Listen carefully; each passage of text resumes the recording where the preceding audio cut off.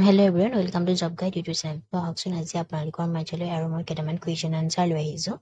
তো ষ্টাৰ্ট কৰোঁ আহকচোন আশা কৰোঁ আপোনালোকৰ এই ভিডিঅ'টোৰ জৰিয়তে অলপ হ'লেও সুবিধা হয় যিহেতু এক্সাম আহি আছে বেছি দিন নাই আপোনালোকে ভালদৰে হয়তো প্ৰিপাৰেশ্যন কৰি আছে আহকচোন ষ্টাৰ্ট কৰোঁ পাল বংশৰ আৰম্ভণি হয় কিমান চনত 990 চনত পাল বংশৰ প্ৰথম ৰজাজনৰ নাম কি আছিল ব্ৰহ্মপাল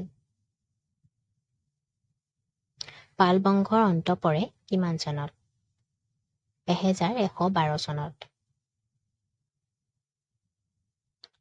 নাগ শংকৰ দেৱালয় কোনে সজাইছিল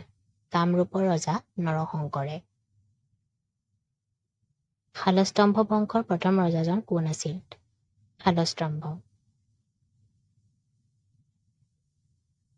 শালস্তম্ভই কামৰূপৰ সিংহাসনত কিমান খ্ৰীষ্টাব্দত উঠে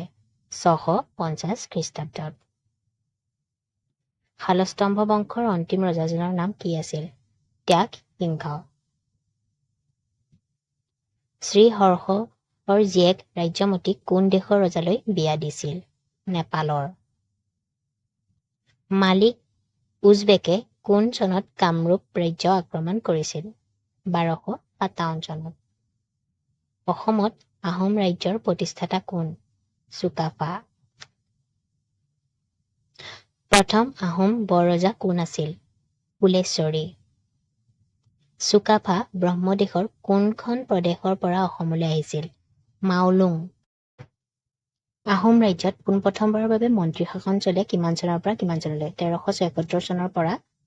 1380 চনলৈ মুণ্ডুং চুংখাম মানে কি সোণৰ বাগিচাৰে ভৰা দেশ জয়ন্তীয়া ৰজা যশু বৰ্মন কোনজন আহোম ৰজাৰ সমসাময়িক আছিল নৰিয়া ৰজা কোনজন আহোম ৰজাক বামুণী কোঁৱৰ বুলি কোৱা হয় চুডাংফা